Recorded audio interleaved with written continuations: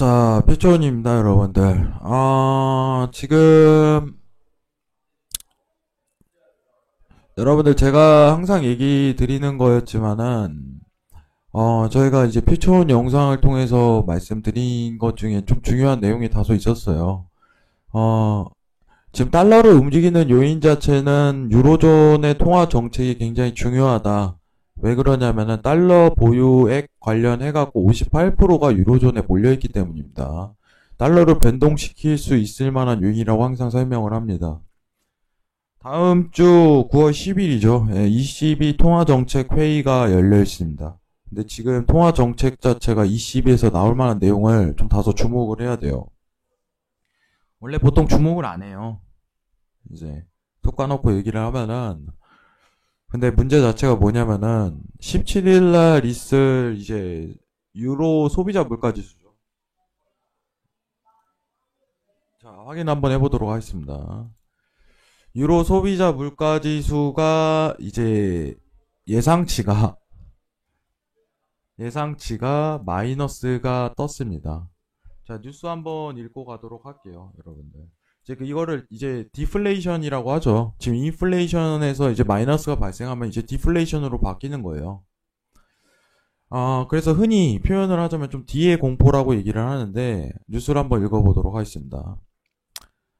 자, 저물가주의를 맴돌던 D의 공포가 현실화됐다. 유로존이 4년 3개월 만에 디플레이션 영역에 발을 들였다. 경기 침체를 막기 위해 중앙은행과 각국 정부가 돈을 쏟아붓는데도 경기 부진 우려가 물가를 끌어내린 것이다.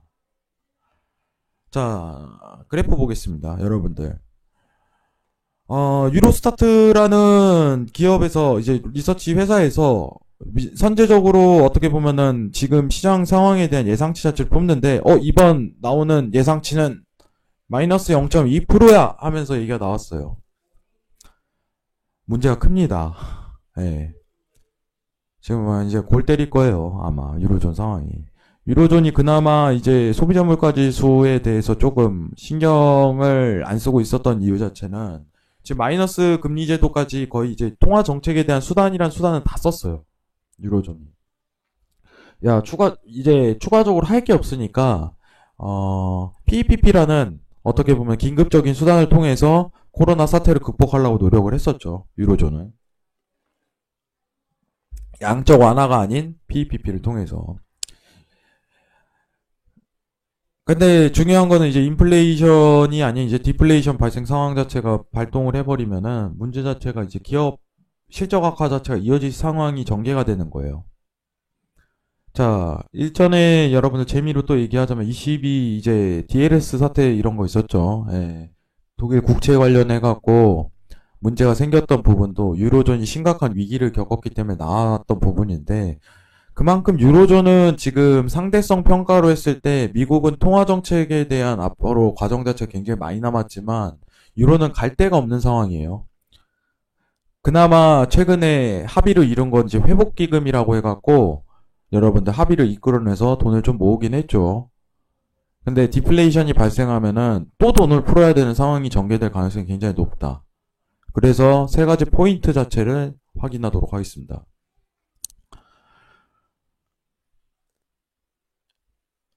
자, 다 내용은 이 부분은 체크를 지나가고 경기 하방 리스크가 우세 아직까지. 이거는 뭐 똑같은 거죠, 여러분들. 신규 확진자 증가세 가파라지고 수요 회복이 더뎌 물가 상승 압력 미약, 수출 경제력 약화를 야기할 수 있는 유로화 강세도 부담.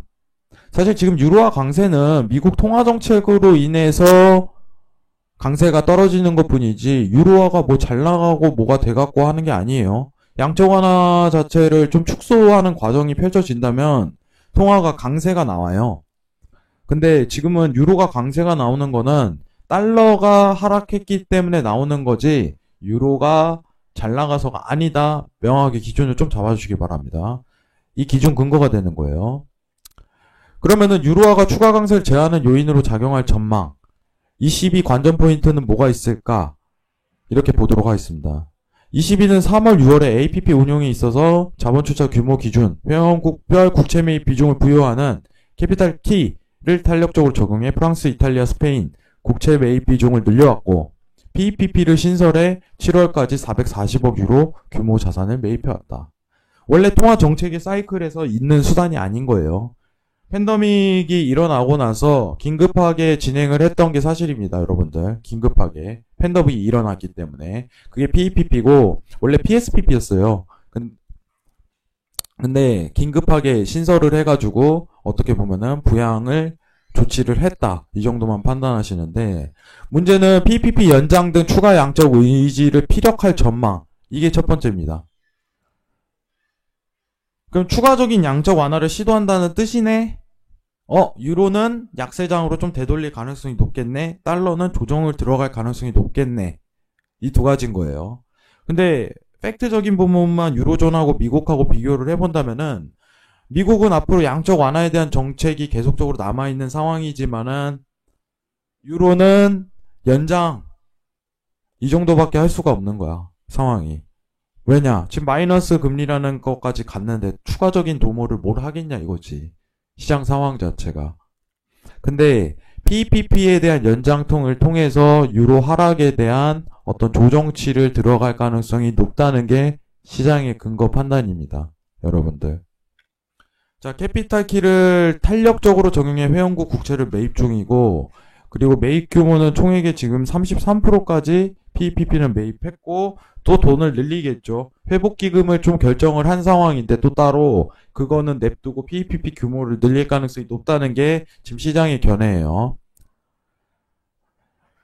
자, 지금부터 달러 차트 한번 보도록 할게요, 여러분들. 지금 다음 주 여러분들 보시면은 다음 주 목요일입니다. 목요일 경제 캘린더 확인하면은 정확히 한국 시간으로 20시 45분에 결정이 되는데 시장에 대한 상황 자체가 이미 기대치가 앞으로 PPP에 대한 부분을 확대, 추가 양적 완화 의지를 더 살필 가능성이 높을 것 같아. 라고 판단이 된다면은 달러가 지금 달러 차트입니다. 유로는 뭐 반대겠죠. 상관도가 마이너스 1에 근접하기 때문에 그러면은 조정치에 들어갈 가능성이 굉장히 높다는 거예요. 다만 얘기 드리는 부분은 뭐냐면은 전체 통화 사이클 대비해 갖고 유로존은 추가적으로 꺼낼 수 있는 통화 정책 수단은 없다는 겁니다. 이해하실 거라고 생각을 합니다. 달러 자체가 약세장으로 더 추가로 보탬이 될 수 있는 이유는 앞으로 카드 자체가 굉장히 많이 남아있는 상황 내에서 양적 완화에 대한 강세 자체를 더 붙일 가능성이 높지만은 유로 자체는 추가적으로 할 수 있는 게 PPP 확대라든가 이런 부분밖에 없어요. 그러면은 양적 완화에 대한 의지 자체를 밝히고 또 하는 장이 설계가 된다면은 단순 달러는 조정 장세로 들어갈 수 있는 상황밖에 연출될 가능성이 적다는 겁니다. 연출될 가능성이 큰 거예요. 단순 조정. 이거 변곡. 이 가능성보다는 단순 조정이에요. 아시겠죠? 변곡보단 조정이다. 시장에 대한 전개 상황상. 이 부분을 좀 체크를 하시길 바랍니다. 사실 이제 디플레이션 공포에 빠진다면 진짜 패닉 아닌 패닉이 옵니다. 일본도 힘들었었던 이유가 디플에 대해서 빠져나가지 못했기 때문에 아직까지 힘든 겁니다. 나라의 정책 수단 자체가 굉장히 중요한데 여러분들 카페에 오셔서 이 부분 체크하시고 한 번씩 읽어보시길 권유드려요. 그리고 제가 추가적으로 얘기 드릴 부분은 제가 이제 어떻게 보면 저희가 추세 분석이라든가 차트 분석 자체를 들어가는데 이 노하우 공유하기 보면은 여러분들 과거에 있었던 사건 자체를 조금 정리를 해놨어요. 이게 하나의 역사도 굉장히 중요합니다. 여러분들 이 부분 체크하시고 앞으로 많은 정보 많은 얘기 드리도록 하겠습니다. 자, ECB 통화정책 3가지 포인트 한 번씩 읽어보시고 현 상황이 어떤지 체크해 보시기 바라겠습니다. 이상입니다.